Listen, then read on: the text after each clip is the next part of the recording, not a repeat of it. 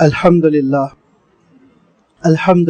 رب العالمین والصلاة والسلام علی سید المرسلین وعلی آلہ واصحابہ اجمعین، اما بعد فقد قال اللہ تبارک وتعالی فی القرآن المجید والفرقان الحمید۔ اعوذ باللہ من الشیطان الرجیم، بسم اللہ الرحمن الرحیم۔ هو الله الذي لا إله إلا هو الملك القدوس السلام المؤمن المهيمن العزيز الجبار المتكبر سبحان الله عما يشركون۔ صدق اللہ العظیم۔ بزرگوں اور دوستو، اسماء حسنہ کی یہ 18ویں نشست ہے۔ پچھلی 17 نشستوں میں ہم نے اللہ تعالیٰ کے جو پیارے پیارے نام ہیں، جن کا قرآنی ٹائٹل، قرآنی عنوان اسماء حسنہ ہے، اس اسماء حسنہ کی معنویت پر گفتگو کی۔ یہ بات آپ کی خدمت میں عرض کر چکا ہوں کہ اسماء حسنہ کو سمجھنا، ان کا مفہوم پا لینا، ان کو یاد رکھنا، یہ ایک اہم عبادت ہے جس کے سلسلے میں مجھے ایسا محسوس ہوتا ہے شاید ہم سے کچھ کوتاہی ہو رہی ہے۔ ہماری مجلسوں میں، ہماری محفلوں میں وہ اہتمام نہیں ہے اسماء حسنہ کو سمجھنے کا اور اس پر ڈسکس کرنے کا جو اہتمام ہونا چاہیے۔ قرآن مجید میں اللہ تعالیٰ نے اہمیت دی، اللہ کے رسول صلی اللہ علیہ وسلم نے اپنے ارشادات میں بڑی اہمیت دی، لیکن ان سب کے باوجود آج ہمارے معاشرے میں، ہماری سوسائٹی میں اتنا زیادہ اہتمام نہیں ہے۔ اسی لیے خاص طور پر اس مسجد میں اہتمام کیا جا رہا ہے کہ ہم اللہ تعالیٰ کے ان ناموں کو سمجھنے کے لیے اپنا وقت فارغ کریں اور کے جو فوائد ہے وہ حاصل کریں۔ اللہ تعالیٰ کے ناموں کو جاننے کا، ان کو یاد کرنے کا اور ان کے مفہوم کو پا لینے کا جو ایک ڈائریکٹ فائدہ ہے، راست، وہ یہ کہ آپ صلی اللہ علیہ وسلم نے ارشاد فرمایا کہ ان للہ 99 اسما فمن احصاها دخل الجنہ۔ بے شک اللہ تعالیٰ کے 99 نام ہیں، جو ان ناموں کو پا لیتا ہے، یاد کر لیتا ہے، سمجھ لیتا ہے، اخذ کر لیتا ہے تو وہ تو جنت میں داخل ہو گیا۔ شیورٹی دی اللہ کے رسول صلی اللہ علیہ وسلم نے، فقد دخل الجنہ۔ کیونکہ میں نے عرض کیا تھا کہ ان ناموں کو سمجھنے کی وجہ سے جو دل میں نور پیدا ہوتا ہے، اللہ تعالیٰ کی معرفت پیدا ہوتی ہے، اور پھر سب سے بڑھ کے جو اللہ تعالیٰ کی محبت پیدا ہوتی ہے، وہ محبت پھر ہماری عبادتوں کی کیفیتوں کو تبدیل کر دیتی ہے۔ نماز صحابہ جیسی نماز ہو جاتی ہے۔ نماز تو نماز ہے، وضو جب بندہ کرے گا تو پھر اس وضو میں اس کو ایک لذت و حلاوت محسوس ہوگی، ایسی شیرنی، ایسی حلاوت، ایسی مٹھاس کہ آپ صلی اللہ علیہ وسلم ارشاد فرمایا کرتے تھے کہ جس نے ایمان کی مٹھاس کو حاصل کر لیا تو پھر اس کے بعد اس کے لیے ایمان کی ڈگر سے ہٹنا اور غلط شرک و کفر کی ڈگر پر جانا یہ امپاسبل ہو جاتا ہے، جیسے ایک انسان خود آگ میں نہیں جانا چاہتا، یہ کیفیت پیدا ہو جاتی ہے۔ یہ ایمان کی مٹھاس اور کیفیت، یہ جذبہ ہمارے اندر اس لیے نہیں پیدا ہو رہا ہے کہ اللہ تعالیٰ کا تعارف نہیں ہے، اس پروردگار نے، اس رب العالمین نے کتنے میرے ساتھ احسانات کیے ہیں، ہم کو اور آپ کو اندازہ نہیں ہے۔ لہذا یہ ارشاد فرمایا کہ جو ان اسماء حسنہ کو سمجھ لے گا بس جنت ہی اس کا راستہ ہے۔ پھر میں نے یہ بھی آپ کی خدمت میں بات رکھی تھی کہ اسماء حسنہ کو جاننے سے ایک بڑا فائدہ یہ بھی ہوتا ہے کہ یہ ہماری دعاؤں کا سرمایہ بن جاتے ہیں، دعاؤں کا سلیقہ آ جاتا ہے، دعاؤں کا قرینہ آ جاتا ہے۔ اللہ کے رسول صلی اللہ علیہ وسلم کی دعائیں آپ دیکھیں، اور نبیوں اور رسولوں کی وہ دعاؤں کو آپ دیکھیں جو قرآن پاک میں اللہ تعالیٰ نے بیان کی، کیسے اس میں اسماء حسنہ کی دعائی ہے، تذکرہ ہے، الگ الگ صفات کا اور الگ الگ ناموں کو لے کے اللہ تعالیٰ کو پکارا گیا ہے کہ ان کو آپ پڑھنے سے اندازہ لگائیں گے کہ پکارنے والا غیر معمولی چاہ رہا ہے، محبت کر رہا ہے اپنے مالک سے، والہانہ انداز میں پکار رہا ہے. تو دعاؤں کے لیے یہ اسماء حسنہ سرمایہ بنتے ہیں. اور ایک بڑا فائدہ ہے، وہ فائدہ یہ ہے کہ اسماء حسنہ جو ہے، جو اللہ تعالیٰ کی صفات ہے، ہمارے اندر ایک جذبہ پیدا ہوتا ہے کہ اس کا ایک عکس ہم پر پڑے، اس نور سے میرا وجود منور ہو جائے. وہ رحمان ہے تو میرے اندر مہربانی آئے، وہ رزاق ہے تو میں رزق تو نہیں دے سکتا ہوں، میں اطعام، جس کو قرآن مجید میں اطعام الطعام کہا گیا ہے، کہ میرے اندر بھی صدقہ آ جائے، کھلانے کی، غریبوں پہ خرچ کرنے کی عادت پیدا ہو. وہ عفو درگزر کرنے والا ہے تو میرے اندر بھی ایک ایسا سلیقہ آ جائے کہ میں بھی عفو درگزر سے کام لوں. کیوں؟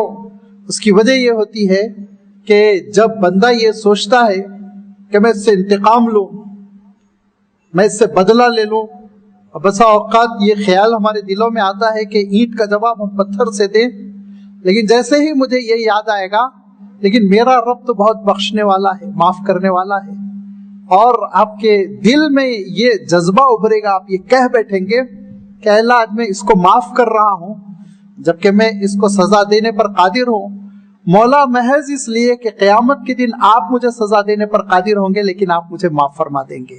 اللہ آپ کی عفو درگزری کے لیے لہذا آپ غفار کو سمجھیے، ستار کو سمجھیے. اور یہ سلسلہ ہم نے شروع کیا، اللہ کا خود لفظ سمجھنے کی کوشش کی جو ایک سمندر ہے. کچھ باتیں ہم نے آپ کی خدمت میں رکھی، پھر اس کے بعد وہ رب ہے، رحمان ہے، رحیم ہے، مالک ہے، ملک ہے اور ملیک ہے. یہ جو الفاظ قرآن پاک میں آئے ہیں اس کے سلسلے میں گفتگو ہو چکی. پھر وہ رزاق ہے، داتا، کیسے رزق دیتا ہے، کس شان کے ساتھ دیتا ہے. اور رزق صرف وہ انسانوں کو نہیں دے رہا ہے، رزق اس روئے زمین پر پھیلی ہوئی مخلوق کو ہی نہیں دے رہا ہے، ہم سے کہیں زیادہ سمندر میں ان کو بھی رزق دے رہا ہے. اور رزق جو داتا ہے تو اتنے لیمیٹڈ مفہوم میں آپ مت سمجھیں، یہ وہ رزاق ہے جو سورج کو جلنے کے لیے گیسز بھی دے رہا ہے، یہ ہے اس کی شان. اور میرا اور آپ کا سورج وہ تو اتنا چھوٹا ہے، اتنا چھوٹا ہے کہ اس سے 2 لاکھ گنا بڑا سورج بھی ہے جو اپنی گیسز کے ساتھ جل رہا ہے. تو اس کو بھی وہ دے رہا ہے جو دینا چاہیے، جو اس کو رزق ملنا چاہیے، جو سرمایہ اس کو پاور ملنا چاہیے، وہ سب عطا کر رہا ہے. یہ اللہ تعالیٰ کی شان. رزاق کا ہم نے مسئلہ سمجھا. تو جب اللہ تعالیٰ کی صفت رزاقیت پر گفتگو آئی تو اس سے متصل ایک دوسری گفتگو شروع ہو گئی کہ ہم دنیا میں دیکھتے ہیں کہ بعضوں کو خوب عطا کرتا ہے دنیاوی اعتبار سے، بعض وہ اس کشادگی اور فراغی کے ساتھ نہیں ان کو مل رہا ہے، تھوڑا تنگی ہے. تو القابض الباسط کی صفت پہ بھی ہم نے گفتگو کر لی کہ وہ کن کو دیتا ہے، کہاں روکتا ہے، اس کے پیچھے حکمتیں کیا ہے. جب قابض اور باسط کی گفتگو ہو گئی تو اس سے متصل ایک اور دوسری گفتگو چھڑ گئی کہ وہ جس طرح رزق دیتا ہے اور رزق میں تنگی کرتا ہے، ایسے ہی وہ عزتیں دیتا ہے، ذلتیں دیتا ہے. لہذا ہم نے معز اور مذل یہ صفتوں پہ بھی گفتگو کر لی کہ عزتوں کا دینے والا بھی وہی ہے اور ذلتوں سے دوچار کرنے والا بھی وہی ہے. جب یہ عزتوں اور ذلتوں کا رزق کے عطا کرنے کا مسئلہ آیا تو پھر قرآن مجید میں اللہ تعالیٰ نے اشارہ فرمایا کہ واسع المغفرہ، اس کے پاس بڑی وسعتیں ہیں، بڑی کشادگی ہے. تو پھر ہم نے اس کی وسعتوں پر رحمت کی وسعت کتنی ہے، واسٹ پھیلی ہوئی، یہاں سے وہاں تک اس کی رحمت، اس کا علم کتنا پھیلا ہوا ہے، اس کی قدرت کتنی وسیع ہے. ان چیزوں پر واسعون کی صفت پہ بھی ہم نے گفتگو کر لی. جب واسعون پر گفتگو ہوئی تو پھر اس کے بعد ایک دوسرا عنوان اس لیے چھڑ گیا کہ دراصل اس کی ذات میں کوئی عیب نہیں ہے، کوئی کمی نہیں ہے، اس کے خزانوں میں کوئی کمی نہیں ہے. لہذا یہ ہم کو مجبور کرتا ہے کہ ہم مطالعہ کریں قدوس سبوح کہ بے عیب ہے اس کی ذات، اس کی ذات میں کوئی عیب نہیں ہے. اب جب قدوسن کی تشریح ہو چکی تو پھر قرآن مجید ہماری رہنمائی کرتا ہے کس صفت کی طرف؟ هو اللہ الذی لا الہ الا هو الملک القدوس السلام المؤمن. اب آج ہم السلام المؤمن یہ دو صفتیں سمجھنے کی کوشش کریں گے. السلام یہ اللہ تعالیٰ کی صفت ہے. المؤمن ہم جیسے مومن ہیں بندوں کے لیے اس کا مفہوم الگ ہے, اور مؤمن اللہ کی ذات ہے, اللہ کے لیے اس کا مفہوم بالکل الگ ہے. یہ انشاءاللہ دونوں چیزیں ابھی آپ کی خدمت میں رکھ دوں گا. تو پہلے السلام کا اللہ تعالیٰ نے تذکرہ فرمایا. اب سلام کا لفظ ہم تھوڑا سا شناسا ہے, اردو میں سلامتی کا لفظ ہم استعمال کرتے ہیں. اس کی تشریح یہ ہے, سلام کے معنی ہوتے ہیں تین چیزوں سے حفاظت اور بچا ہوا ہونا. وہ تین چیزوں کی تشریح کرتے ہوئے مفسرین نے لکھا ہے, علامہ زمخشری نے کشاف میں بڑی وضاحت کے ساتھ لکھا, اور اسی طرح آپ دیکھیں گے کہ علامہ آلوسی نے روح المعانی میں السلام کی تشریح کرتے ہوئے لکھا کہ وہ ذات سلم الذات من العیوب وسلم الصفات من النقائص وسلم الافعال من الشر. یہ اگر ہم تشریح سمجھ لیں تو واقعہ یہ ہے کہ اللہ تعالیٰ کی جو سلامتی ہے وہ سلامتی ہم کو سمجھ میں آ جائے گی, اور اس سے ہمارا تعلق بڑا عملی طور پر گہرا ہو جائے گا. پہلی بات جو ارشاد فرمائی ان اہل اللہ نے, جو بڑے ماہرین ہیں, لغت دان بھی ہے, مفسرین بھی ہے, محدثین بھی ہے, کہ ذات کی سلامتی عیب سے, عیبدار نہیں ہونا چاہیے ذات. تو اللہ تعالیٰ کی ذات بے عیب ہے, اس ذات میں کوئی عیب نہیں ہے. اللہ نور السماوات والارض, وہ زمین و آسمان کا ایسا نور ہے جس نور میں کسی قسم کی کوئی تاریکی کا دھبا نہیں ہے, بے عیب اللہ تعالیٰ کی ذات ہے. پھر ارشاد فرمایا سلم الصفات من النقائص, اس کی ساری صفتیں نقص سے محفوظ ہے, بچی ہوئی ہے. نقص کس کو کہتے ہیں؟ فالٹ کو, کمی کو کہتے ہیں, کچھ کمی. دیکھیے میں بھی سننے والا ہوں, لیکن میرے سننے میں بہت بڑی کمی ہے, بہت سارے انسانوں کے سننے میں, ساری مخلوق کے سننے میں. ہم کتنا سنتے ہیں؟ ہم اتنا کم سنتے ہیں, اتنا کم سنتے ہیں کہ میرے سے 10,000 ٹائم زیادہ چمگادڑ سنتی ہے. چھوٹی سی مخلوق جس کو آپ گھر میں نہیں گھسنے دیتے ہیں, چمگادڑ, وہ جو چمڑے کی چوڑی ہوتی ہے, وہ انسان سے کتنا زیادہ سنتی ہے معلوم آپ کو؟ 10,000 ٹائم زیادہ سنتی ہے. اور اندازہ لگائیے, 10 گنا زیادہ نہیں کہہ رہا ہوں میں. سائنسدان کہتے ہیں اگر پن گر گئی تو چمگادڑ کے کان میں بم بلاسٹ ہونے کی آواز آتی ہے, اور وہ چمکتی ہے اس سے, پن گری تو. یہی وہ خصوصیت ہے جس کی وجہ سے اس پرندے کو دن میں نظر نہیں آتا, لیکن اس کے باوجود دیوار سے وہ نہیں ٹکرائے گا. کیوں؟ جب وہ اڑتے ہوئے دیوار کی طرف جاتا ہے تو ہوا کے ٹکراؤ کی جو آواز آتی ہے اس سے وہ فیصلہ کر لیتا ہے کہ 1 فٹ 2 فٹ کے بعد ایک سالڈ چیز ہے, میں اور آگے بڑھوں گا تو اس سے ٹکراؤں گا, پلٹ جاتا ہے, صرف سننے کی صلاحیت سے. اور اسی لیے چمگادڑ گوشے عافیت بہت ڈھونڈتا ہے, تنہا غاروں میں چلا جاتا ہے, چھپ جاتا ہے جنگلوں میں. یہ بلا وجہ انسان بہت شور کرتا رہتا ہے, اسی لیے وہ خاموشی کی جگہوں کو بہت تلاش کرتا ہے, اور اسی لیے کبھی ہمارے گھروں میں آ جاتا ہے تو فوراً بھاگنے کی کوشش کرتا ہے. اس کو ہم نظر ہی نہیں آ رہے ہیں, بہت ہلکا نظر آتا ہے, لیکن ہماری آواز اس کو بہت بری لگتی, کھلتی ہے, اس کے آرام میں خلل ہوتا ہے. اتنا زیادہ وہ سنتا ہے, اتنا زیادہ سنتا ہے. تو اللہ تعالیٰ کی ایک ادنا سی مخلوق کے مقابلے میں میرا سننا اتنا کم ہے, تو اللہ کی سماعت کتنی اعلیٰ ہوگی. اس میں کوئی عیب نہیں ہے, اللہ کی سماعت میں کوئی لمٹ نہیں ہے. اس کی ساری صفات عیب سے خالی ہے. اب آپ بصارت پر ایسے ہی گفتگو کر لیجئے, اس کی حکمت پر آپ گفتگو کر لیجئے, اس کی قدرت پر آپ گفتگو کر لیجئے. اس کی جتنی صفات ہے ان صفات میں کوئی کمی نہیں ہے, وہ کامل ہے, وہ صفات کامل درجے کی ہے. ان صفات میں کسی قسم کا نقص نہیں ہے, نقص کا تصور نہیں کیا جا سکتا.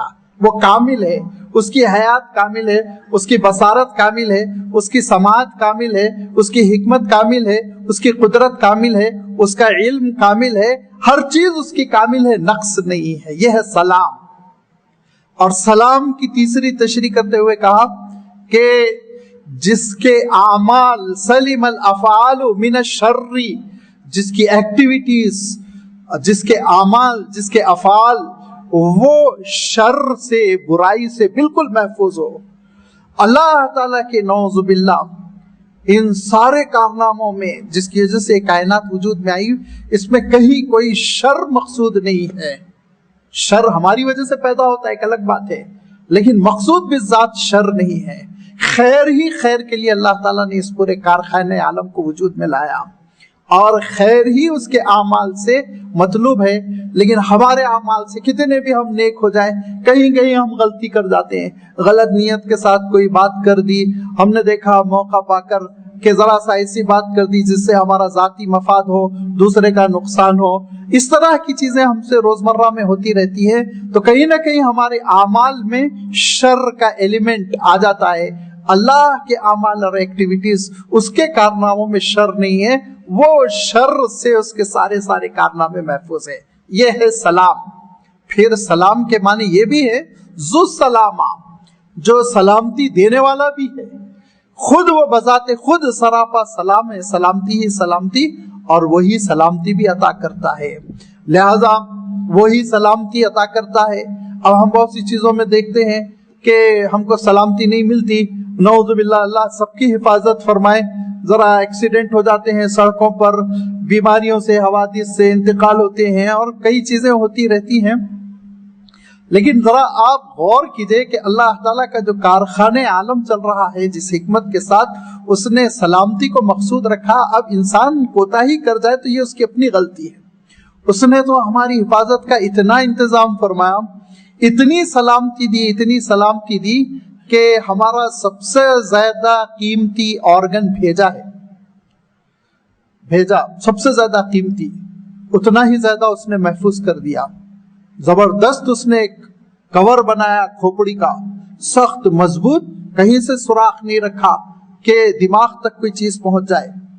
اور پھر اس کے بعد آپ ڈاکٹر سے پوچھئے، اس صندوق کے بعد، اس کور کے بعد اللہ تعالیٰ نے ایک لکوڈ رکھا ہے.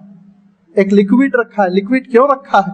خدا نہ خواستہ مجھے ٹچا لگ جائے، تو حیدرآبادی زبان میں کہتے ہیں کوئی چھڑی مار دے سر پر، تو ہڈی پر اثر ہوتا ہے، اور اگر جھٹکا لگنے سے ہڈی اور بھیجا ٹکرائے تو بھیجا اندر زخمی ہو جائے گا. لکوڈ میں ہونے کی وجہ سے بھیجا کبھی ہڈی سے نہیں ٹکراتا. کتنا انتظام ہے پروردگار کا سلامتی کے لیے. ہمارا دوسرا عضو قیمتی قلب ہے، قلب کے لیے ایک صندوق رکھا ہو، پورے پسلیوں کا ایسا انتظام کر دیا کہ اگر انسان تھوڑا احتیاط کر لے تو قلب تک نوبت ہی نہ آئے. اب انسان بڑی بڑی چھریاں ایجاد کر کے، چاقو ایجاد کر کے، گولیاں، پستول بنا کر اگر ٹھوسے گا سینوں میں تو ایک الگ بات، یہ انسان کی اپنی کوتاہی. پروردگار نے انتظامات میں کوئی کمی نہیں رکھی. اب آپ دیکھیے ہمارے اور آپ کے گال ابھرے ہوئے ہیں، پیشانی ابھری ہوئی، آنکھ کو پیچھے لے کر چلا گیا. اگر آپ گرے، بچے گرتے ہیں، ہم نے دیکھا ہوگا، یہ لال ہو جاتا، آنکھ بچ جاتی. قیمتی عضو ہے، لہذا اس کو پیچھے کر دیا. اور پیچھے کرنے کے ساتھ ساتھ اللہ تعالیٰ کی حکمت دیکھیے، اس کی رحمت دیکھیے کہ اس نے ہمارے اندر ایک ایسی صلاحیت رکھی کہ اڑتی ہوئی غبار دھبار چلی آ رہی ہے تو اس غبار سے، اس دھول سے بچنے کے لیے فوراً پلک بند ہو جاتی ہے. مجھے اور آپ کو کوئی انرجی ویسٹ نہیں کرنی پڑتی ہے، ڈیسیشن نہیں لینا پڑتا ہے، مشورہ نہیں، خود بخود پلک بند ہو گئی، دھول نکل گئی، پلک کھل گئی. کتنا آپ پوری اسٹڈی کر لیجئے میری اور آپ کے جسم کی، باڈی کی، اور یہ آپ کا سبجیکٹ ہے، میرا نہیں. مولوی میں آپ کو کیا سمجھا سکتا ہوں، آپ عصری تعلیم یافتہ، آپ نے پڑھی ہوگی زیولوجی، آپ نے پڑھی ہوگی بایولوجی، آپ لوگ یہ سب فیصلہ کیجئے کتنا اللہ تعالیٰ نے حفاظت کا انتظام کیا. مجھے اس وقت معلوم ہوا جب میری والدہ مرحومہ بیمار ہوئی تو ڈاکٹروں نے کہا کہ ایک کڈنی 100% کام نہیں کر رہا ہے، تو رومٹے کھڑے ہو گئے، مارے ہیبت کے. کہا لیکن پریشان ہونے کی ضرورت نہیں، اللہ تعالیٰ نے ایک اسٹیپ نہیں رکھی ہے، یاد رکھیے گا. ایک گردہ بالکل کام نہ کرنے کے باوجود دوسرا گردہ کام کرے تو انسان بالکل نارمل رہتا ہے، کوئی فرق نہیں آتا. انہوں نے کہا، اور میں آگے بڑھ کے آپ کو بتا دوں، دوسرا گردہ بھی، سیکنڈ کڈنی بھی بیمار ہو جائے اور 50% کام کرے تب بھی انسان ٹھیک رہتا ہے، کوئی مسئلہ نہیں. اتنا اللہ تعالیٰ نے عطا کیا. آگے بڑھ کر 200 गुना दिया हमको उसने, जितनी हमारी जरूरत है उससे बढ़कर उसने 4 गुना इंतजाम कर दिया। तो अल्लाह ताला ने बहुत सलामती दी हमको हर चीज में। हम गलती करते हैं और हम अपनी गलतियों की वजह से खुमियाजा भुगतते हैं। हादसात में हम अपने आज़ा खो देते हैं, बीमारियों में हम अपने आज़ा खो देते हैं, यह हमारी अपनी गलती है, एक बात। दूसरी बात ये कि कभी कभी बड़ी नाजुक सी बहस है उलमा के पास, मैं सहल अंदाज में समझाने की कोशिश करूंगा कि कभी कभी अल्लाह ताला के अफ़आल में शर महसूस होता है, लेकिन कहा मकसूद जो है शर नहीं होता, मकसूद शर नहीं होता। मसलन आपने देखा होगा कोई छोटा सा बच्चा है, अभी परवान चढ़ रहा है, 3-4 बच्चे हैं, अल्लाह ताला ने वालिद को उठा लिया, वालदा को उठा लिया, बुरा लगता है, ये बच्चे मासूम, घर पूरा खुशहाल था, अचानक हादसा हो गया, पता नहीं अल्लाह ताला ने क्यों किया। हम लोग फिर भी एहतियात कर जाएं, लेकिन जरा जो तालीम याफ्ता नहीं होते वो बड़े गलत सलत अल्फाज भी इस्तेमाल कर लेते हैं। मैंने खुद अपने कानों से सुना, अल्लाह मियां को हम ही मिले थे क्या मुसीबत देने के लिए, नौजुबिल्लाह अस्तगफिरुल्लाह। ये वो कलिमात है जो इंसान को अल्लाह की रहमतों से बहुत दूर कर देते हैं। उस वक्त उलमा ने ये लिखा है कि याद रखो, शर्र मुतलक कभी अल्लाह के अफ़ाल में नहीं होता, बल्कि मकसूद खैर होता है जिसको इंसान बज़ाहिर शर महसूस करता है। कैसे?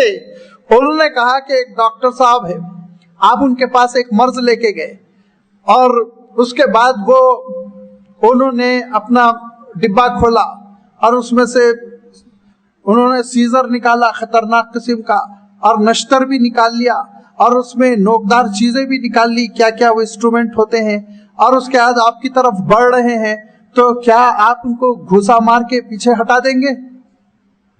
आप तो बस उनके हाथों अपने आप को देकर इत्मीनान के साथ लेट जाते हैं।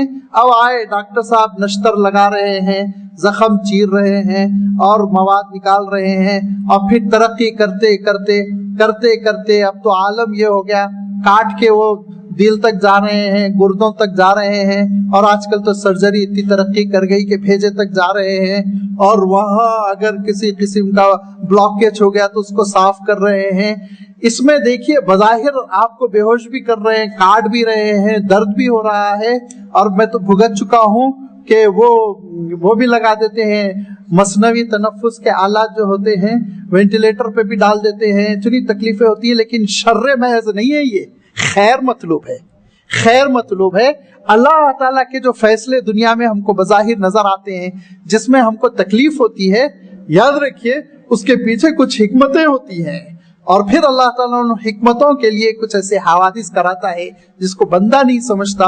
वो ज़ाहिरी एतबार से महसूस करता है बुरा फैसला हुआ, सख्त वक्त आ गया है, लेकिन पीछे बड़ी हिकमतें होती है। अल्लाह ताला बड़े खैर के फैसले फरमाता है। इसी की तशरीह में फिर आप सूरतुल काफ में हजरत खजिर का वो वाकया पढ़ लीजिए, जिसमें एक बच्चे को कत्ल करने का वाकया पेश आया था कि पीछे क्या हिकमत थी। तो ऐसे ही कहा गया कि नौजुबिल्लाह अल्लाह के किसी अमल में शर्र महज नहीं है, शर्र महज नहीं है, शर्र जाहिर महसूस होता है हमको बज़ाहिर, लेकिन हकीकत में खैर ही खैर मतलूब होता है, क्योंकि वो सलामती देने वाली जात है। असल उसकी जात से सलामती ही पैदा होती है, वहां से नौजुबिल्लाह शर नहीं आता, वहां से तकलीफ दे चीज नहीं आती। लिहाजा जो सलाम भी है वो सलामती देने वाला भी है। अब अल्लाह ताला की ये वो सलामती है जो सलामती इस दुनिया में हमको टेम्परवरी मिली हुई है, क्योंकि ये दुनिया के सिलसिले में अल्लाह ताला ने तय कर दिया कुल्लु मन अलैहा फान, यहाँ से तुमको रुखसत होकर जाना है। कुल्लु नफ्सिन ज़ाइक़तुल मौत, मौत का मजा तुम सबको चखना है। और इरशाद फरमाया वलो कुंतुम फी बुरूज मुशय्यदा, बहुत बड़ी द्योड़ी हवेली बनाकर लॉकर में बैठ जाओ, मौत आकर रहेगी। इरशाद फरमाया मौत से तो कोई मफर नहीं। तो ये दुनिया आरजी है। अब इस दुनिया के बाद जो अल्लाह ताला के पास सलामती है वो लाजवाल सलामती है। उस लाजवाल सलामती के सिलसिले में क्या इरशाद फरमाया कि वल्लाहु यदउ इला दारिस सलाम, ऐ बंदो अल्लाह ताला तुमको बुला रहा है सलामती वाली जगह की तरफ, और वो सलामती वाली जगह जन्नत है।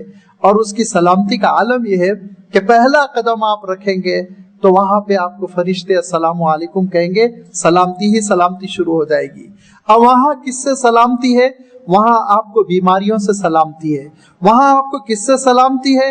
جھگڑوں سے سلامتی ہے، وہاں آپ کو کس سے سلامتی ہے؟ وہاں ایکسیڈنٹ سے سلامتی، حادثات نہیں ہونے والے۔ وہاں آپ کو کس سے سلامتی ہے؟ کتنی بڑی سلامتی ہے، اسی پرماننٹ سلامتی ہے کہ وہاں موت سے آپ کو سلامتی ہے۔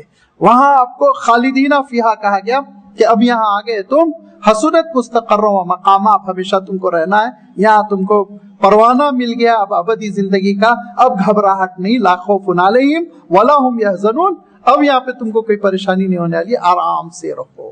یہ ہے وہ سلامتی والا مقام جس کو ہم جنت سے تعبیر کرتے ہیں، جس کو اللہ تعالیٰ نے قرآن مجید میں جنت سے تعبیر کیا، اور جو ہر مومن کا مطلوب ہوتا ہے، مقصود ہوتا ہے۔ لیکن خود اللہ تعالیٰ نے شرط لگا دی کہ اس سلامتی والے مقام میں داخل ہونے کے لیے تمہارے اندر ایک کوالٹی ہونا چاہیے۔ ویزا جو ہے نا، وہ ویزا بڑا قانون اس کے لیے سخت ہے۔ ارشاد فرمایا یوم لا ينفع مال ولا بنون، میدان حشر میں جنت میں داخل ہونے کے لیے، پرمٹ کے لیے جب آپ لائن لگا کر رہیں گے تو پھر نہ بچے کام آئیں گے، نہ اہل و عیال، نہ کنبہ، نہ خاندان، اور نہ ہی مال دولت جائیداد گھر، یہ ساری چیزیں دنیا میں ختم ہو جائے گی۔ یوم لا ينفع مال ولا بنون الا من اتى الله بقلب سلیم، سلامتی والا دل لے کر جو آئے گا نا، اسی کو پرمٹ ملے گا جنت میں داخل ہونے کی۔ سلامتی والا دل کون سا ہوتا ہے؟ اللہ کی صفت سلام کا جو اثر میرے اور آپ کے دل پر پڑنا چاہیے، جو پریکٹیکل چیز ہے وہ یہ ہے کہ سلامتی والا دل وہ ہوتا ہے جس میں ریاکاری نہ ہو، نفاق، دکھاوا۔ ہماری عبادتیں ریاکاری سے بچی ہوئی ہوں، ہماری نمازیں ریاکاری سے بچی ہوئی ہوں، ہمارے صدقات ریاکاری سے بچے ہوئے ہوں۔ یہ ہے پہلی شرط کہ اللہ کے رسول صلی اللہ علیہ وسلم ارشاد فرماتے ہیں، دیکھو میں تم کو ایمان کی ڈگر پر لے آیا ہے مسلمانوں، تو جو بڑا شرک ہے نا، مورتیوں کو پھر لات اور عزا کی مورتیاں بنا کر تم پوجو گے، اس کا ڈر مجھے کم ہے، لیکن مجھے زیادہ اندیشہ یہ ہے کہ جو چھوٹا شرک ہے وہ تمہاری زندگی میں داخل ہو جائے گا۔ صحابہ نے کہا اللہ کے رسول چھوٹا شرک کیا ہے؟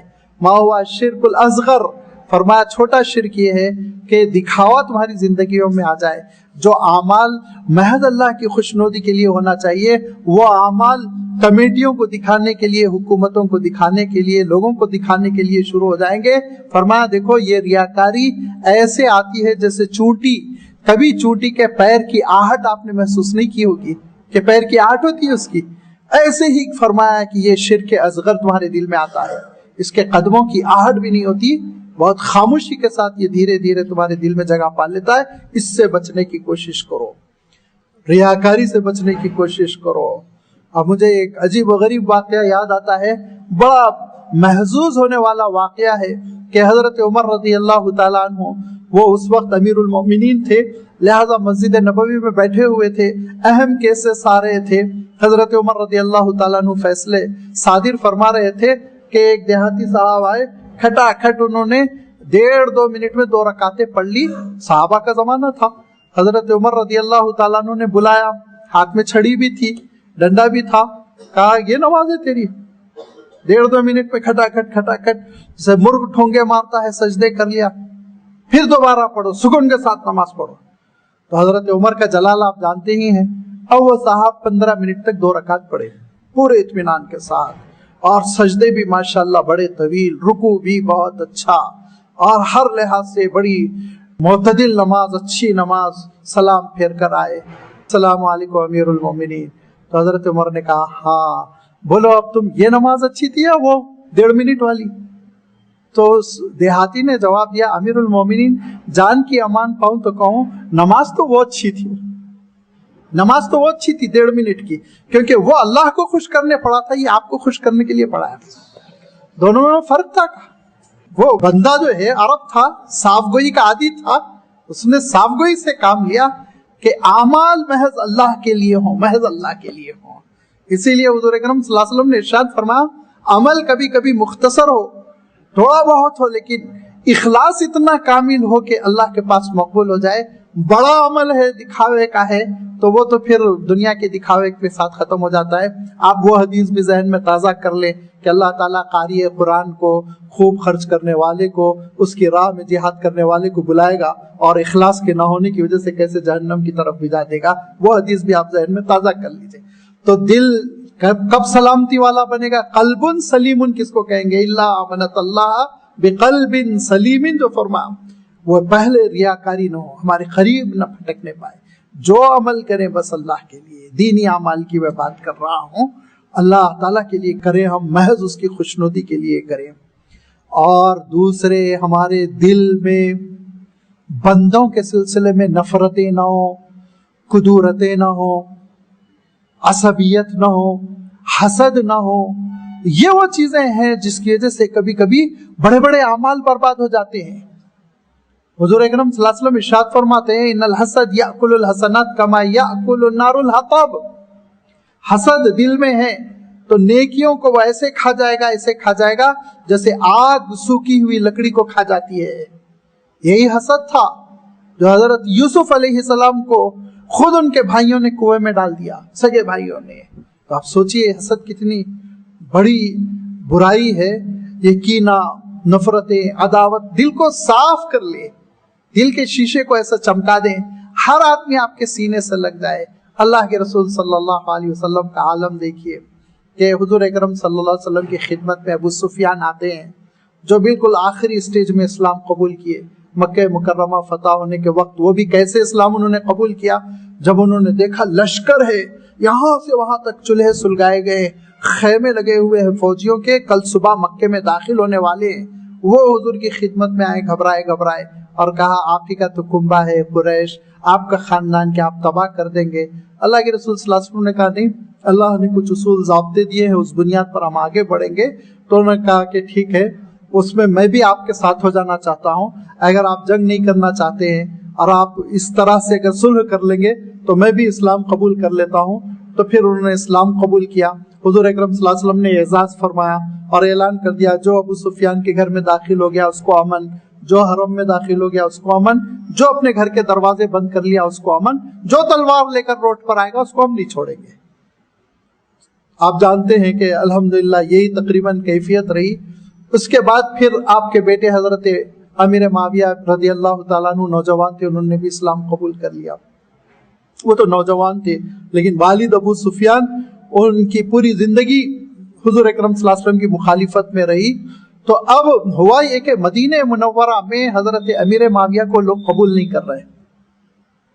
पुराने सहाबा जिन्होंने जुल्म सहे थे, वो जरा लाजमी बात है, दिल जला होता है ना, तकलीफ।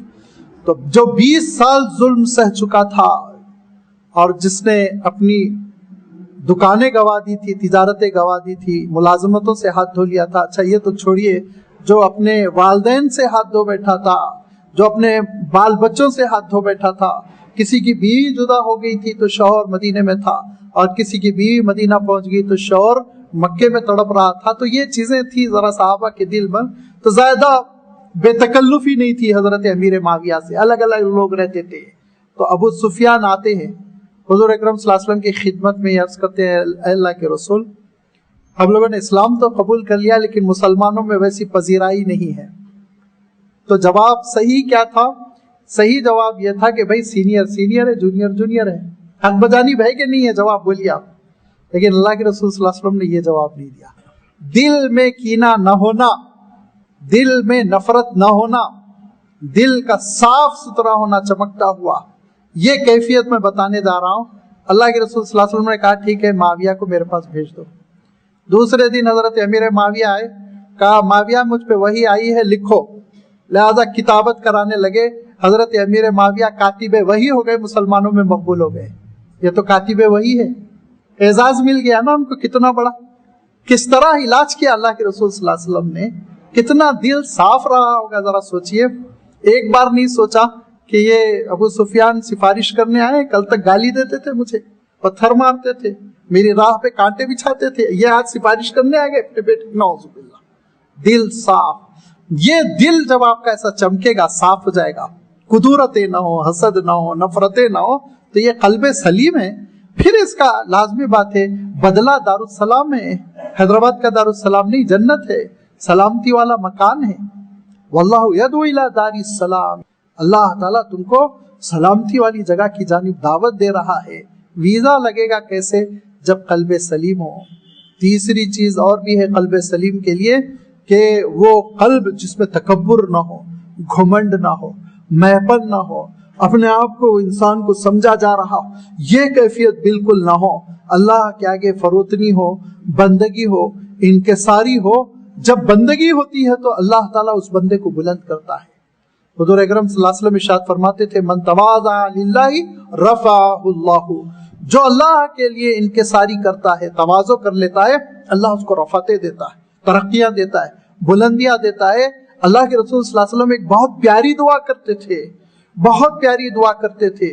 اللہ کے رسول صلی اللہ علیہ وسلم یہ دعا کر رہے، سوچئے وہ دعا میں آپ صلی اللہ علیہ وسلم ارشاد فرماتے تھے اے اللہ تو مجھے اپنی نگاہوں میں چھوٹا کر دکھا، اے اللہ تو مجھے میری اپنی نگاہوں میں چھوٹا کر دکھا، اوروں کی نگاہوں میں مجھے عظمت والا بنا دے، بڑا بنا دے. خود اپنے آپ کو آج انسان تیسمار خواہ سمجھتا ہے، لوگوں میں احترام نہیں ہے. لوگوں کا عالم یہ ہے. ایک مرتبہ مجھے بہت دھکے کھانے پڑے تو ایک بڑے عہدیدار کے پاس جانا تھا، ضروری کام تھا، میں کوئی اپنی سفارش کے لیے نہیں گیا تھا، پھنسا ہوا تھا ایک مصیبت میں. تو میں ایک بڑے پولیس کے عہدیدار کے پاس گیا تھا، ایک فائل پہ دستخط لینا تھا، میری اہلیہ کا مسئلہ تھا.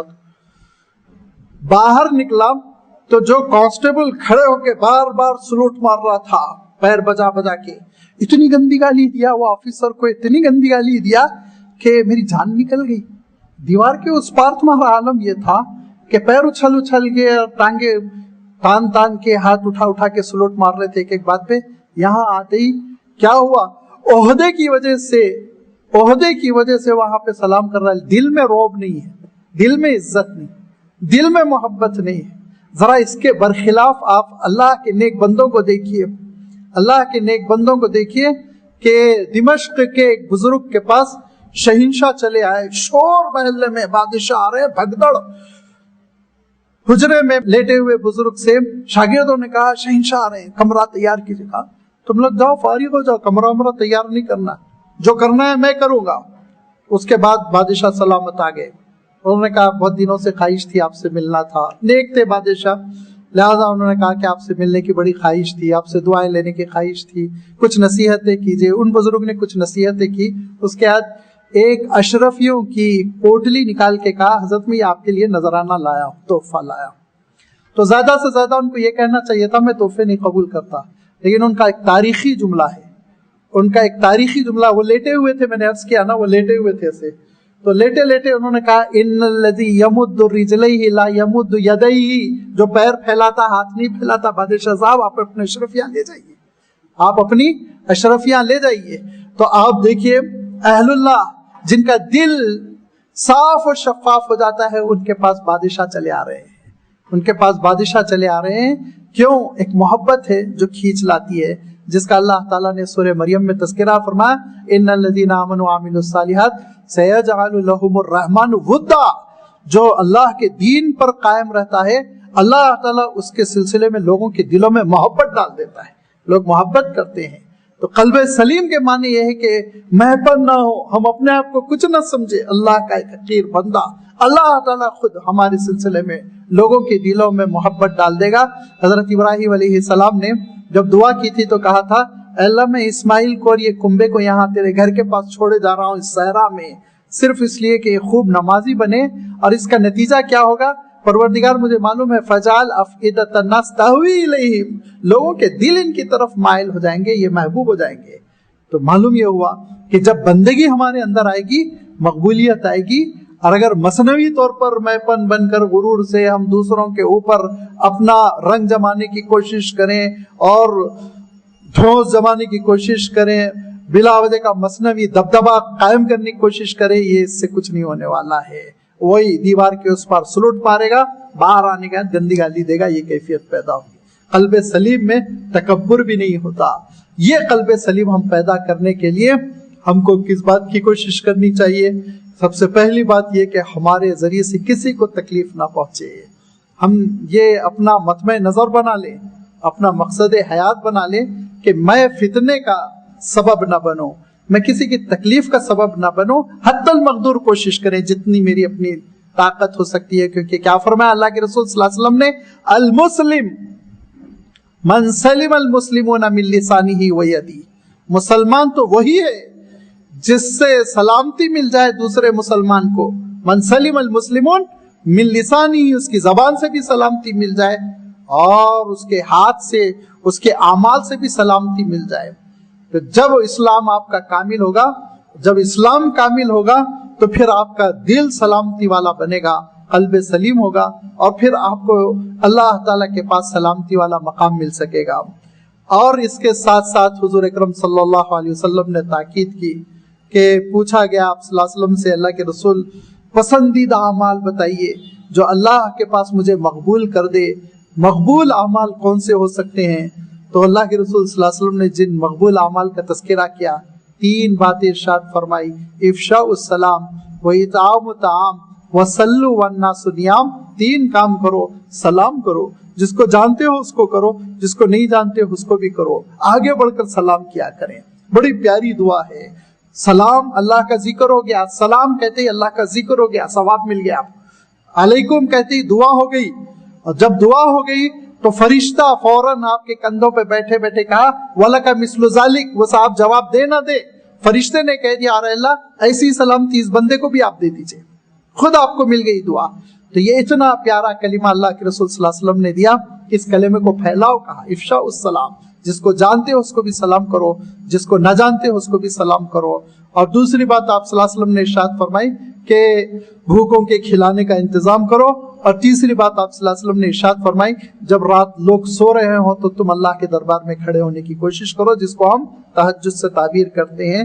یہ ہے وہ سلامتی جب ہماری زندگی میں پیدا ہوگی تو پھر سلامتی والا اجر ملے گا جنت کی شکل میں، اور پھر اللہ تعالیٰ کی جانب سے ہمارے لیے سلامتیوں کے فیصلے ہوں گے. یہ ہے السلام کا مختصر مفہوم. اس کے بعد المؤمن کا مفہوم بھی یہی ہے قریب قریب، کہ مؤمن جب میں اور آپ ہوتے ہیں تو دیکھیے یہ 2 مفہوم رکھتا ہے. ایک مفہوم ہے جس کو ہم ایمان کہتے ہیں، یہی حمزہ میم نون اسی روٹ سے بنا ہے، اور اسی سے ہم اس ایمان سے ہم مومن کہلاتے ہیں. اور اس کا مفہوم ہوتا ہے تصدیق کرنے والا، تو ریکگنائز، کسی چیز کی تصدیق کرنا. تو ہم مومن ہیں، ایمانی قدروں کی ہم تصدیق کرتے ہیں. اشہد اللہ الہ الا اللہ، اللہ کی وحدانیت کی ہم گواہی دیتے ہیں. آپ صلی اللہ علیہ وسلم کی رسالت کی ہم گواہی دیتے ہیں. آخرت کی حقانیت کی ہم گواہی دیتے ہیں. اس بنیاد پر ہم تصدیق کرنے والے مومن ہیں. لیکن یہ مومن جب امینہ سے بنتا ہے، امینہ تو اس کے معنی ہوتے ہیں امن دینے والا، امن دینے والا. اور جب اللہ کے لیے ہم مومن کا لفظ استعمال کریں گے، یا قرآن پاک میں جو آیا ہے السلام المؤمن، تو اس کا مفہوم ہے وہ ذات جو امن عطا کرتی ہے. امن، سلامتی ایک چیز ہے، امن اور ایک چیز ہے. یاد رکھیے آپ کو یہ شیورٹی، آپ محفوظ ہیں، ایک الگ چیز ہے کہ آپ پہ حملہ نہیں ہونے والا ہے، لیکن ڈر ہے، گھبراہٹ ہے کوئی حملہ کر دے، ماحول ایسا ہے کہ آپ پہ حملہ ہو جائے. تو اس وقت آپ کو مینٹلی سیکیورٹی دینا، نہیں بھائی آپ ہماری پوری حفاظت میں ہیں، مجال نہیں کوئی آپ کو انگلی لگا سکے. بڑے عہدیدار کا فون آ جائے، پولیس ڈپارٹمنٹ کی جانب سے آپ کو کنفرمیشن مل جائے، آپ پورے سیکیورٹی میں، آپ مت گھبرائیے، وہ کیفیت ہی الگ ہو جاتی ہے. ذہنی اطمینان جب نصیب ہو جاتا ہے تو پھر آپ آرام سے گھر میں سو سکیں گے. ذہنی اطمینان ہو گیا، کھانا آپ کھائیں گے، غذا بنے گا. اور اگر ٹینشن ہے، حالانکہ آپ محفوظ ہیں، کوئی حملہ نہیں ہو رہا ہے، لیکن ذہنی طور پہ پریشان ہیں کہ حالات بہت بگڑے ہوئے ہیں، مجھ پہ حملہ ہو سکتا ہے، تو پھر کھانے میں آپ کو مزہ نہیں آئے گا، بستر پر آپ پلٹتے رہ جائیں گے، نیند نہیں آئے گی. تو یاد رکھیے ایک چیز ہے سلامتی، جس کا بھی ہم تذکرہ کر چکے ہیں، حفاظت، اور ایک چیز ہے مینٹل سلامتی، ذہنی طور پر طمانینت، اطمینان دینا. اللہ تعالیٰ جہاں ہم کو سلامتی عطا کرتا ہے وہیں وہ امن بھی عطا کرتا ہے، اطمینان بھی دیتا ہے. ذرا آپ سوچئے، وہ اس نے ایسا انتظام رکھا کہ دونوں چیزوں کا میں تذکرہ کر دوں گا. ایک اسباب سے وہ ہم کو اطمینان دلاتا ہے، ایک ذات سے وہ ہم کو اطمینان دلاتا ہے. جو بندے ظاہر بین ہیں اور ابھی ذرا پرائمری سٹیج میں ہے، ان کو اسباب سے ایمان دلا دیا، اس نے امن دے دیا اسباب کے ذریعے. کیا سبب؟ بارش ہو گئی، اب کسان مطمئن ہو گیا کہ میری کھیتی تو اب اگے گی، غلہ آئے گا، اب ترقی ہوگی. ہے نہیں، اچھا ماہر ڈرائیور ہے، آپ پیچھے اونگنے لگے کیونکہ ڈرائیور اب مینٹین کر لے گا، وہ دیکھ لے گا، ایکسیڈنٹ سے بچا لے گا، ایک اطمینان ہو گیا آپ کو. یہ اطمینان کی کیفیت اللہ تعالیٰ نے ہم کو دنیا میں اسباب کے ذریعے سے دی. اسباب کے ذریعے سے بہترین گھر ہے، مضبوط چار دیواری ہے، سیکورٹی ہے، فینسنگ ہے، مطمئن ہے نہیں آئے گا بھائی چور. اسباب پر ہم کو ایک اطمینان ہو گیا. یہ اسباب پر اطمینان بھی کوئی بری چیز نہیں ہے، یہ کوئی اسلام کے منافی نہیں ہے. ٹھیک ہے، اچھی بات ہے، بندہ اسباب اختیار کیا، کرنا چاہیے. لیکن یہ پرائمری سٹیج ہے، میں کہہ چکا ہوں. ایمان کا جو اعلیٰ سٹیج ہے وہ اللہ کی ذات پر اطمینان، توکل، بھروسہ کہ وہ میرا کارساز ہے، وہ نقصان پہنچائے گا، وہ فائدہ پہنچائے گا، کوئی کچھ نہیں کر سکتا. آج صبح حدیث پڑھی جا رہی تھی، آپ صلی اللہ علیہ وسلم نے کیا ارشاد فرمایا کہ انسان کا مزاج یہ بن جائے، اس کی فکر ایسی ہو جائے، سانچے میں ڈھل جائے کہ وہ یہ سوچے پوری دنیا مجھے نقصان پہنچانے پر تل جائے، نہیں پہنچا سکتی مگر اللہ کے حکم سے.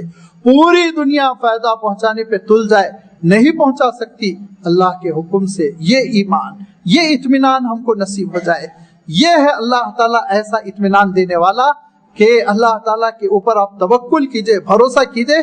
وَمَن يَتَوَكَّلْ عَلَى اللَّهِ فَهُوَ حَسْبُهُ، تو اللہ تعالیٰ پھر آپ کی حفاظت کرتا ہی ہے.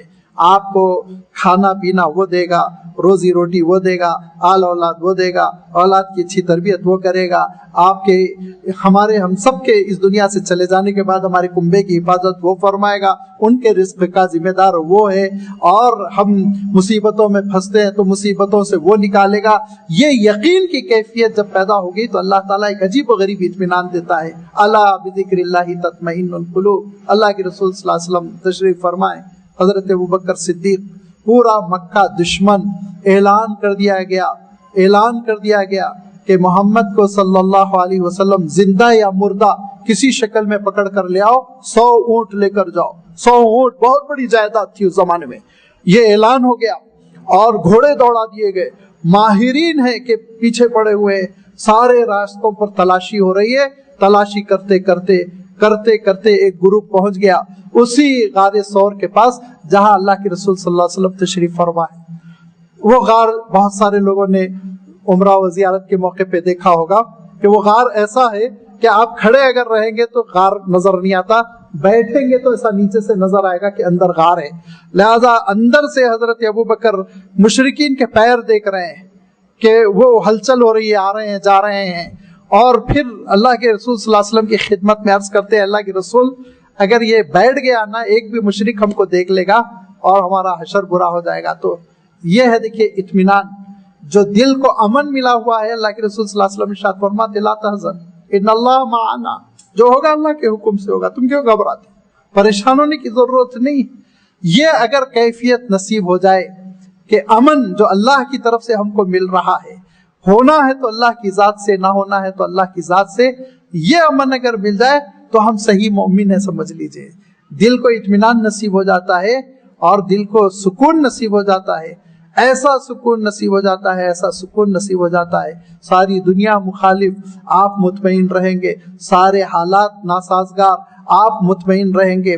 اور اس میں اطمینان کا نتیجہ بڑا پازیٹیوٹی، آپ کا کردار بہت پختہ رہے گا، آپ کا کریکٹر بہت پختہ رہے گا، آپ کا انداز بہت بھلا رہے گا. ایک شخصیت آپ کی نکھری ہوئی رہے گی کیونکہ آپ کا یقین پورا کا پورا اللہ تعالیٰ کی ذات پر ہوگا. ایسا یقین کامل جس کی وجہ سے بندہ اس دنیا میں گویا ایک جنت کے پھل کی شکل میں ہو جاتا ہے، ایک جنتی انسان کی شکل میں ہو جاتا ہے. یہ کیفیت نصیب کب ہوگی؟ اس وقت ہوگی جب کہ اللہ کی ذات پر یقین پورا ہو. اور اس کے ساتھ ساتھ پھر وہی بات آ گئی کہ اللہ کی صفت کا پرتو میرے اور اوپر بھی پڑنا چاہیے. عملی طور پر صرف نظریاتی بات سے کام نہیں چلے گا. لہذا اللہ کے رسول صلی اللہ علیہ وسلم نے کیا ارشاد فرمایا؟ دیکھو، مومن وہ ہے، المؤمن من امن منہ جارہ من بوائقہ، کہ مومن صحیح معنوں میں وہ ہے جس کا پڑوسی اس کے فتنوں سے اپنے آپ کو مامون محفوظ کرے. میں امن میں ہوں، میرا پڑوسی فتنوں میں مبتلا نہیں کرے گا، یہ میرے لیے آزمائش نہیں بنے گا. یہ میرے لیے تکالیف کی گویا کہ راہیں نہیں مہیا کرے گا، یہ میرا پڑوسی میرے لیے ایک ڈیفنس بنے گا۔ یہ اطمینان کی کیفیت اگر مجھ پر میرے پڑوسی کو ہو رہی ہے تو پھر اس کے معنی یہ کہ میرا ایمان کامل ہے اور میں اس امن دینے والے سے جڑا ہوا ہوں جو دائمی امن دیتا ہے، جو خوف سے امن دیتا ہے، پریشانیوں سے امن دیتا ہے۔ لہذا اللہ تعالیٰ ارشاد فرماتا ہے کہ آمنہم من خوف، اللہ کی ذات ہے جو تم کو امن دیتی ہے، کس سے؟ خوف سے، گھبراہٹوں سے، مختلف قسم کے اندیشوں سے۔ آپ کے سارے اندیشے ختم ہو جائیں گے اگر یہ یقین دل میں بیٹھ جائے کہ اللہ کی ذات نافع ہے، اللہ کی ذات مضر ہے، اللہ سے ہٹ کے کسی کے اندر کوئی نقصان پہنچانے کی صلاحیت نہیں ہے۔ حضرت ابو سعید خدری رضی اللہ تعالیٰ عنہ دوسرے مقام پر تشریف لائے ہوئے ہیں اور حضرت ابو سعید خدری رضی اللہ تعالیٰ عنہ سے کہا گیا آپ فلاں گاؤں کے؟ ہاں میں فلاں گاؤں۔ پورا گاؤں جل گیا؟ کہا جل گیا ہوگا، میرا گھر نہیں جلا۔ یہ ہے اطمینان کی کیفیت۔ کہا کہ نہیں پورا گاؤں اطلاعی۔ گاؤں میں یاد رکھیے کہ ہم لوگ گاؤں کی زندگی عام طور پر نہیں دیکھے ہوئے، کچے گاؤں میں چونکہ گھر کی چھتیں گھاس پھوس کی ہوتی تھی تو ایک گھر کو آگ لگی تو پورا گاؤں جلتا تھا۔ یہ میں نے اپنی آنکھوں سے دیکھا ہے، یوپی میں نے خود اپنی آنکھوں سے دیکھا کہ ایک گھر میں آگ پکڑی تو نہیں بچا سکے ہم، جتنے 20-25 گھر تھے جلتے چلے گئے، جلتے چلے، اڑ کے آگ گرتی ہے دوسری چھتوں پہ، عجیب غریب تماشا ہوتا ہے۔ تو حضرت سے کہا گیا کہ نہیں آپ کا گھر بھی جل گیا، سارے گھر جل گئے، اطلاع یہی ہے کہ فلاں گاؤں پورا جل گیا۔ کہا میرا گاؤں، میرا گھر نہیں جلا ہوگا، میرا گھر نہیں جلا ہوگا۔ شام میں واپس لوٹے تو دیکھا واقعی آپ کا ایک گھر بچا ہوا ہے، آپ کی ایک جھوپڑی بچی ہوئی، باقی سب مکانات جل گئے۔ تو کہا آپ کو اتنا اعتماد کیسے تھا، آپ کو اتنا یقین کیسے تھا؟ کہا اللہ کے رسول صلی اللہ علیہ وسلم نے کہا تھا جو صبح فجر بعد یہ دعا پڑھ لیتا ہے بسم اللہ الذی لا یضر مع اسمہ شیء فی الارض ولا فی السماء وهو السمیع البصیر، کہ اللہ کے اس ذات کے نام سے میں دن کا آغاز کر رہا ہوں جس کے علاوہ کوئی نقصان نہیں پہنچا سکتا، کوئی فائدہ نہیں پہنچا سکتا۔ تو پھر اس کے بعد آپ صلی اللہ علیہ وسلم نے فرمایا تھا تم کو دن بھر کوئی نقصان نہیں پہنچا سکتا، میں صبح دعا پڑھ کے نکلا تھا، میرا گھر اللہ تعالیٰ کیسے جلاتا؟ یہ اطمینان آج کیا ہے عالم؟ آج عالم یہ چھوٹی چھوٹی خبریں آتی ہیں ہم پریشان ہوتے ہیں، آج عالم یہ ہے کل کے دن کے لیے ہم پریشان ہیں، عالم یہ ہے کھاتے پیتے ہیں، بینک بیلنس ہے، اچھا خاصا 30 سال کما کے آئے ہوئے ہیں، سب کچھ ہے، پھر بھی گھبرا رہے ہیں، خرچ کرنے گھبرا رہے ہیں، آگے کیا ہوگا پتہ نہیں، آگے کیا ہوگا پتہ نہیں۔ یہ سارے اندیشے، گھبراہٹیں، یہ سب کی جگہ دل میں امن آ جاتا ہے اگر اللہ تعالیٰ کو مومن سمجھ لیں۔ امن دینے والی ذات تو بس وہی ہے۔ اور پھر ارشاد فرمایا کہ دیکھو یہ دنیا میں تم عارضی ٹھکانوں میں امن تلاش کرتے ہو، عافیت، اطمینان تلاش کرتے ہو، لیکن یاد رکھو اللہ کے ذکر کو اپنی زندگی میں زندہ رکھو، اللہ کی ذات پہ بھروسہ رکھو۔ تو ارشاد فرمایا ای الفریقین احق بالامن، امن کا مستحق کون ہے؟ ارشاد فرمایا وہ ہے الذین آمنوا ولم یلبسوا ایمانہم بظلم اولئک لہم الامن، امن ان کے لیے ہے جو اللہ پہ توکل کرتے ہیں اور پھر اس عقیدے میں شرک کی ملاوٹ نہیں کرتے، اللہ کے سوا کسی اور کو مسبب الاسباب نہیں سمجھتے، اللہ کے سوا کسی اور کو کارساز نہیں سمجھتے، اللہ تعالیٰ کے سوا کسی اور کو نقصان پہنچانے والا، شفا دینے والا، مرض دینے والا، حیات دینے والا، موت دینے والا نہیں سمجھتے، محض ہر کام اللہ کی ذات سے سمجھتے ہیں۔ ان کے دل کو جو امن ہوتا ہے ارشاد فرمایا یہی امن رکھنے والوں کو اللہ تعالیٰ قیامت کے دن بھی امن دے گا، اطمینان دے گا۔ ہولنا کی اور وہ نفسی کا عالم، وہ آزمائش کی گھڑی میں ان کے چہرے مطمئن ہوں گے، اتنے مطمئن ہوں گے، اتنے مطمئن ہوں گے، وجوہ یومئذ ضاحکۃ مستبشرہ، مسکرا رہے ہوں گے، بلکہ مسکرانا بھی نہیں، ضاحکۃ فرمایا۔ ضاحکہ کا ترجمہ آپ خود کر سکتے، ضاحکہ معنی ہنسنے کے ہوتے، ہنس رہے ہوں گے وہ۔ یہ دل اتنا مطمئن ہوگا کہ میرا پروردگار مجھے آج ضائع نہیں کرے گا، میں نے اس کے احکام کو مانا تھا، اس نے کہا تھا پڑوسیوں کو نقصان نہ پہنچاؤ، پڑوسی بہت ستایا، میں کبھی نقصان نہیں پہنچا، اس نے کہا تھا میرے ہاتھ سے، میری زبان سے کسی مسلمان کو نقصان نہ پہنچائے، میں نے کبھی زندگی میں اپنے ہاتھ سے، اپنی زبان سے کسی مسلمان کو نقصان نہیں پہنچایا، اس نے کہا تھا سلام کو پھیلاؤ، میں سلام پھیلاتا رہا، اس نے جو جو حکم دیا تھا وہ میں کیا، آج میں کیوں تباہ ہو جاؤں گا، آج میں نہیں ہو سکتا ہلاک۔ یہ اطمینان کی کیفیت قیامت کے دن اس وقت نصیب ہوگی جبکہ اس سلامتی کے تقاضے پر اور جو دینے والی امن دینے والی ذات ہے اللہ تعالیٰ کی، اس ذات پر توکل ہو۔ اور جیسے کہ میں نے پھر عرض کر دیا تھا، پھر کلیئر کر دو، ہم مومن ہوتے ہیں تصدیق کرنے والے کے معنوں میں۔ ہمارے لیے جب مومن کا لفظ آئے گا تو تصدیق کرنے والا، ایمان کی جتنی شاخیں ہیں اس کی تصدیق کرنے۔ اللہ کی ذات کے لیے جب لفظ مومن آتا ہے تو امن دینے والا، آمنہم من خوف، وہ امن دیتا ہے، وہ دیتا ہے ہم کو اطمینان، قلب کا اطمینان اور فکر کا اطمینان، یہ اللہ تعالیٰ کی جانب سے ہم کو ملتا ہے۔ اسی لیے اس کی ذات سلامتی والی بھی ہے، امن والی بھی ہے، ظاہری حفاظت کا انتظام بھی وہ فرماتا ہے، اندرونی اور مینٹل پیس کا بھی وہ انتظام فرماتا ہے۔ سب کچھ اس کی ذات سے ہے، اس سے ہم وابستہ ہو جائیں، اس سے ہم جڑ جائیں، اس کے احکام بجا لائیں، تو پھر ہم دیکھیں گے کہ اللہ تعالیٰ کی یہ نعمتیں ہم کو پوری وافر مقدار میں نصیب ہوگی۔ اللہ تعالیٰ ہم کو اپنی نعمتوں سے مالا مال فرمائے۔ وآخر دعوانا ان الحمد للہ رب العالمین۔